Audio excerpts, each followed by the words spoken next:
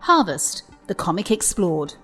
In A.J. Lieberman's Harvest, visceral reality and creepiness explode into one big splash of comic colours. The comic was released in 2013 and it still has me in a chokehold with its art and storyline.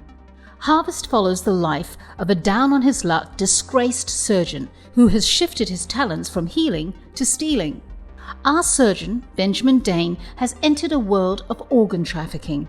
Sticking to the reality of the urban legend of human trafficking, Lieberman has created a dark masterpiece of a sick and twisted world full of desperation. Harvest is a perfectly pitched medical thriller with a black heart of body horror and whiskey-sozzled guts of film noir from its own creative organ transplant. It is complex, fast-paced, casually shocking, razor-sharp and wickedly smart. Before we go into our explanation though, we have a very small request. If you like our content, please support us by subscribing to our channel. This may be a small click for you, but for us, it means a lot. Thanks so much. Let's begin. And that's why, kids, you don't do drugs. You know when a man is done with his reality, when he finally embraces his villain arc and says, you know what? It's time for the world to know what it has done to me. We start the story with this exact feeling in present-day Chicago. A man in a ratty hoodie who, it turns out, is a surgeon, has taken a rich man as his hostage. He has handcuffed him and is now going to perform surgery on him without his consent. The rich man, Mr. Bennington, is ready to offer everything, including his silence and heaps of money. But a man done with his reality doesn't want that, does he? No, he wants the world to know what it has done to him. With that, we go into a flashback and see how it all went wrong. It all started 10 months ago. Around the same time, 3 significant things were happening that will tie the storyline and lead us to where we are right now. In one place, we have a single mother juggling managing work and her 2 young kids.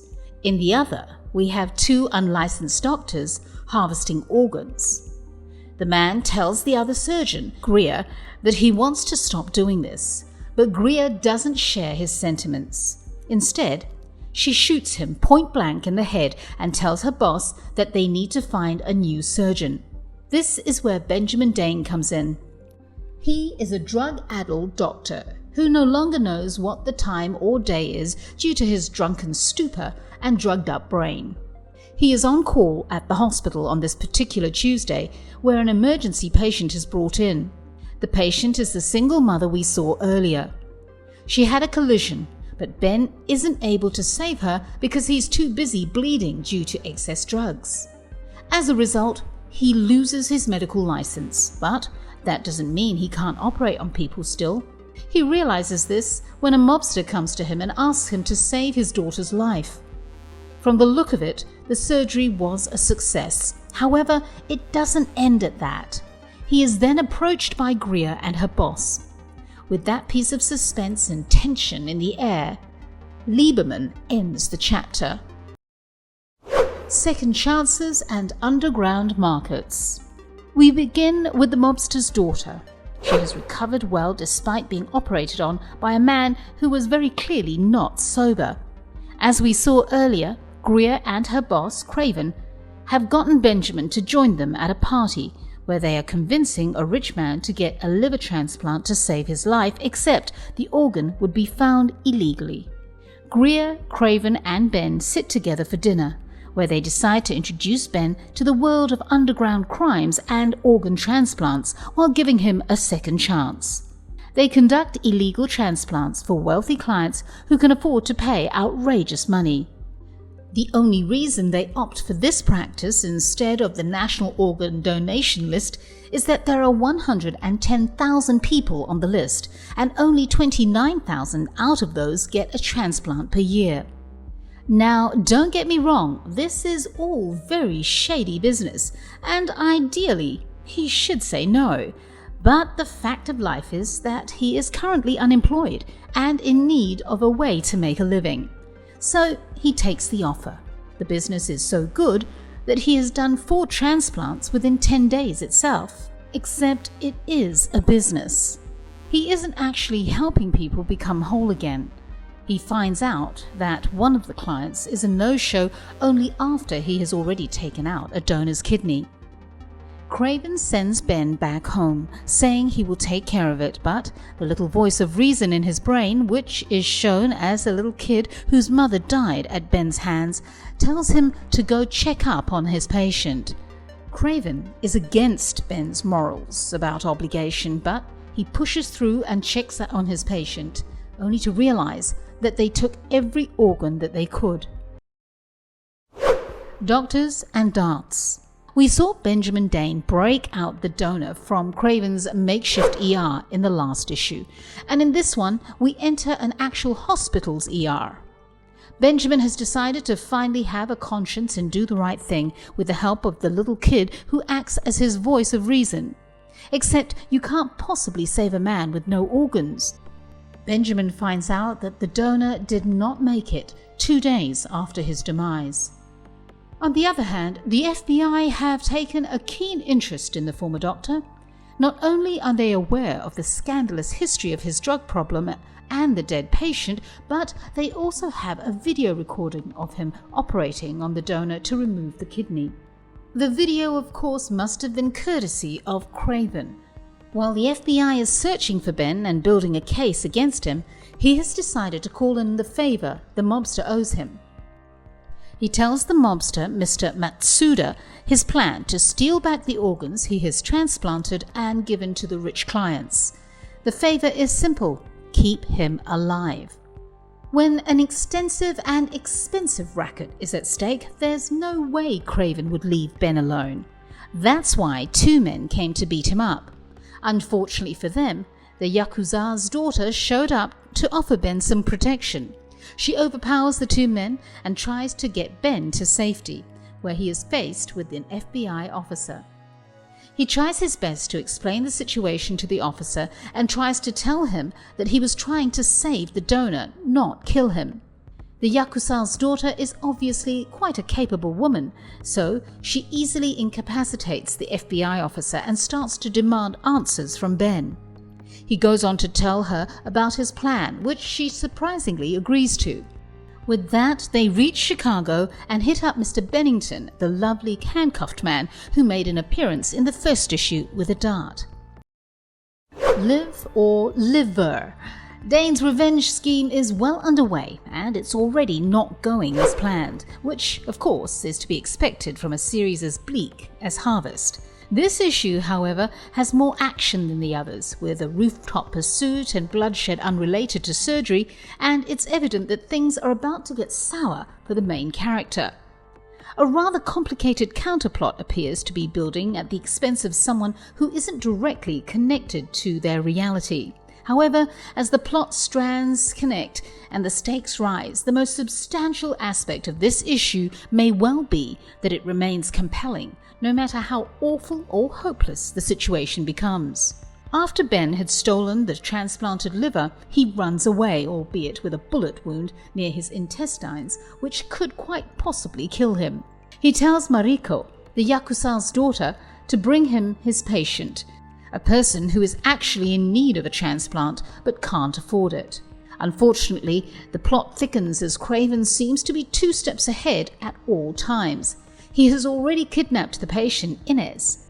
He is trying to harvest any organs of use that she might have, except Inez is 60 and desperately in need of a liver transplant. As Mariko tries to contact Ben, he is on the floor, bleeding from the bullet wound. Revenge is the only option. The 5th and final issue brings Benjamin Dane's journey to a conclusion while providing room for a future series. I wouldn't call the ending an ideal one, but it works.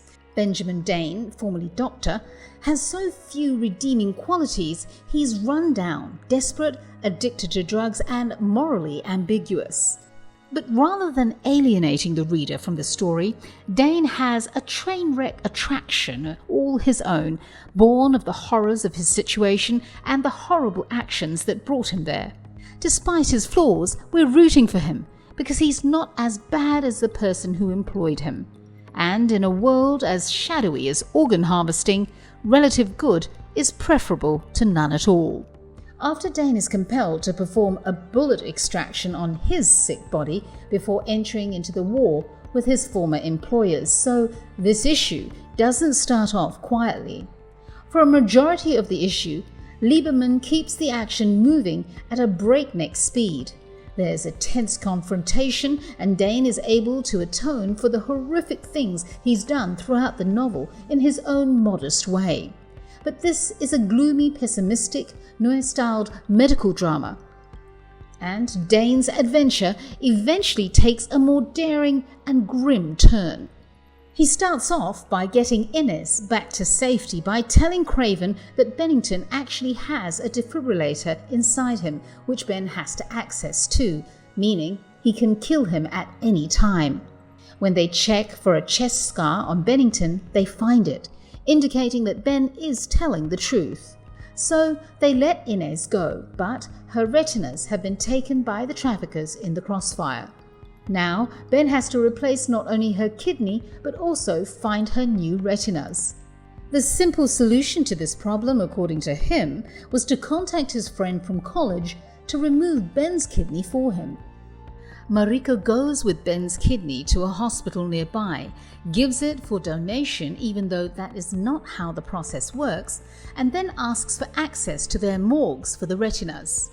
After that, there is no mention of the surgery, so we don't know whether Inez is okay, but we have a new character show up 2 days later. Agent Danek, or Benjamin's little brother, has secretly been helping Ben out and taking care of his messes. While telling Mariko about his brother, he decides to tell her about the scar on Bennington's chest as well. Ben hadn't actually put in a defibrillator, but a quarter instead.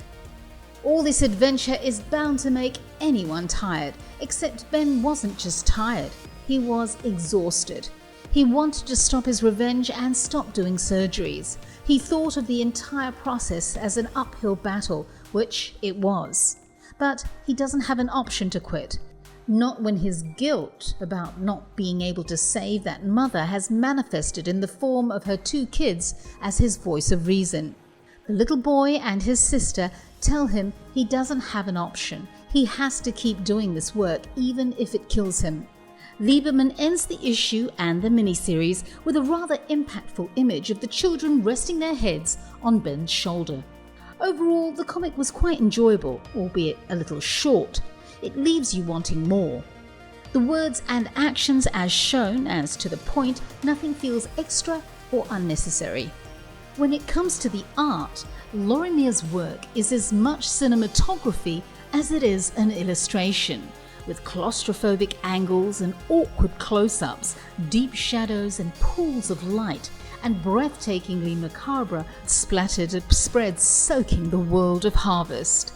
It is a series worth reading, especially if one enjoys gore, morally grey characters, and seeing people get cut open on a surgeon's table.